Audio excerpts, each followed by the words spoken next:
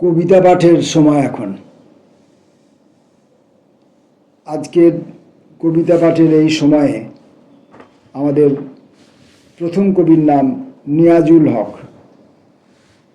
নিয়াজুল হকের প্রথম কবিতা নিরীহ। আমরা একান্তই নিরীহ প্রাণী। আমরা গাছতলায় দাঁড়াই, হলুদ বটফল কুড়োই। লাল টকটকে শিমুল ফুল পেয়ে মনে করি লটারি জিতেছি। আমরাই মৃতদেহ শ্মশান ও গেরস্থানে নিয়ে যাই। আমরা ভোতা কাটারির মতো, মরচে পড়া হাঁসুয়ার মতো, বাঁটহীন টাঙির মতো শব্দহীন পড়ে থাকি। পরবর্তী কবিতা দাগ। এত পানি ডুবে মরবার, নদীর এত কানাছোঁয়া জল, আর গাছে গাছে এত আগুন। আমি সব ঘোলা করে দিয়ে বন্যা করে দিয়েছি। নেমে যাওয়ার সময় দাগ রেখে গেছে আগুনের গায়ে।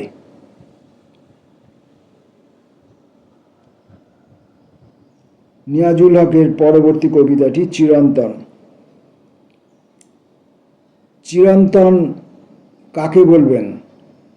গাছের গুঁড়িকে, নদীর পানিকে, পাহাড়ের চূড়াকে?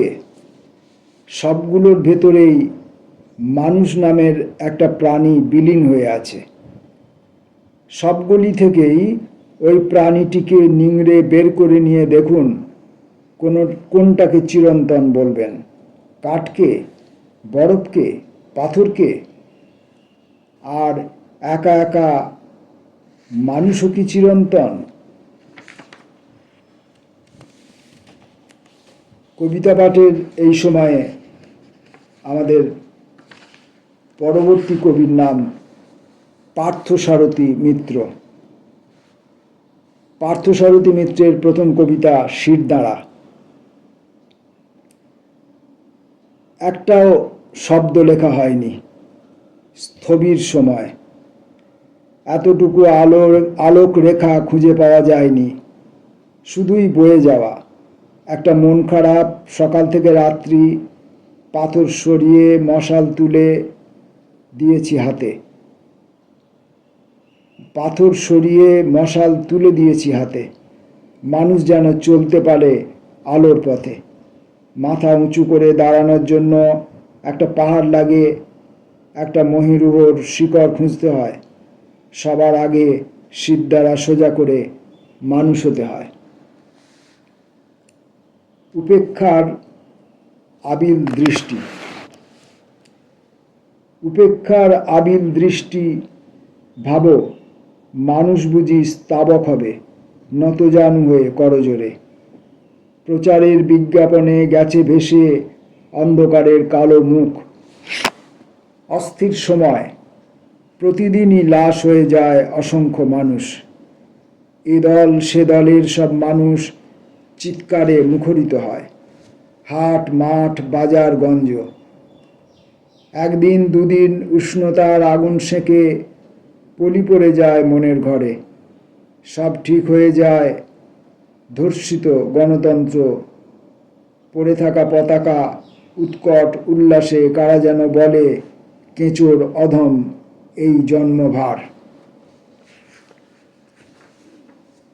পার্থসারথী মিত্রের শেষ কবিতা মিছিলে তোমার মুখ।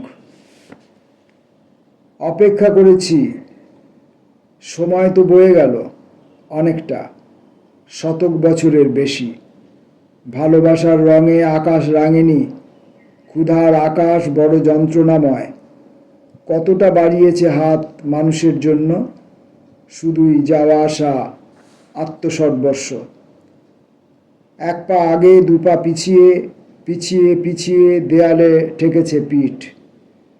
সময় তো বয়ে গেল, আর এক জন্ম যদি পাওয়া যেত, আমি ভালোবাসার লাল আকাশ চাইতাম, মিছিলে মিছিলে খুঁজতাম তোমারই মুখ।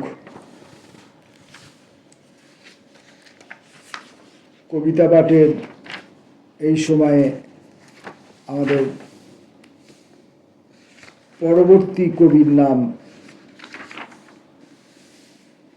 সম্বুদ্ধ চক্রবর্তী। বিপন্ন ঈশ্বর ও আমি। সব চরাচর পার করে বিপন্ন ঈশ্বর এসে দাঁড়ান কার্তিকের অস্পষ্ট সকালে। হেমন্তের মায়াবী আলোয় নির্বাক অনাহুত ঈশ্বর চেয়ে থাকে তৃপ্তিহীন দৈতার মতো। আমার নির্বোধ কাল ভরে থাকে অহৃষ্ট ঈশ্বরের সন্তাপিত শ্বাসে।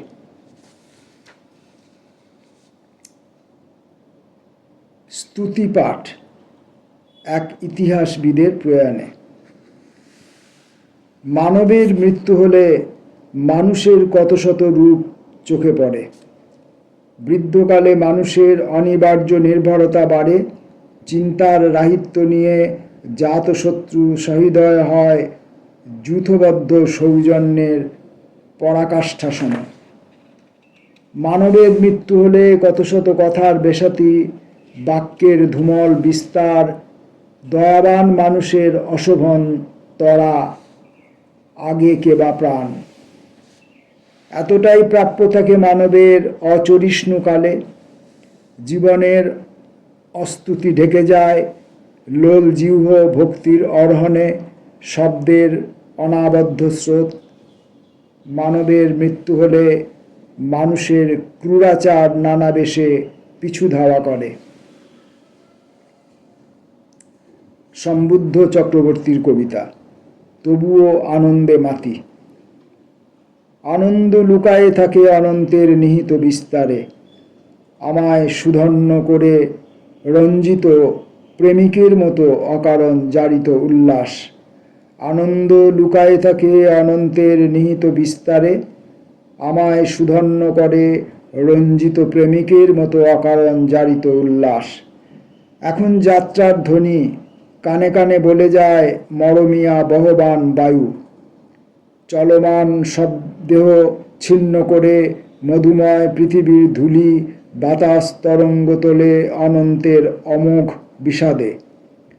তবুও আনন্দে মাতি পৌগণ্ডের মতো। এত দাহ এত জ্বালা বিয়োগের গভীর বিষাদ, এরই মাঝে হুলুরবে জন্ম নেয় সুঠাম জাতক। সম্বুদ্ধ চক্রবর্তীর শেষ কবিতা এবং আজকের কবিতা পাঠের এই অনুষ্ঠানের শেষ কবিতা বিস্মরণ। বয়স ব্যাপারটা বড় জটিল হে, বলেছিলেন মাস্টারমশাই। জীবনের কোন আদ্যিকালে একটা দিন পড়ল খসে তো গেলই। গুরুবাক্য শিরোধার্য করে গুনে যাই আর কটা সাদা পাতা বাকি। গুরুবাক্য শিরোধার্য করে গুনে যাই আর কটা সাদা পাতা বাকি। মানুষ তো গাছ নয়, পাতা ঝরার কাল বলে কিছু থাকে নাকি? তবু দেখি চ্যুত পত্র বৃক্ষ শাখে পাখি সব করে রব। কেউ যেন ডেকে যায় রাতি পোহাইল কাননে কুসুমকলি। নন্দিত অবিষাদ বয়ে আনে ভোরের প্রথম আলো। নির্বোধ প্রমোদে মাতি অকুল নিন্দিত মোহে ফুল্ল কুসুম বনে কাটে দিনমান। ক্ষয়িষ্ণু পাতার সংখ্যা অট্টহাস্য করে প্রৌঢ় কবিকে। আমরা আজকের কবিতা পাঠ পর্ব এখানেই শেষ করছি। নমস্কার।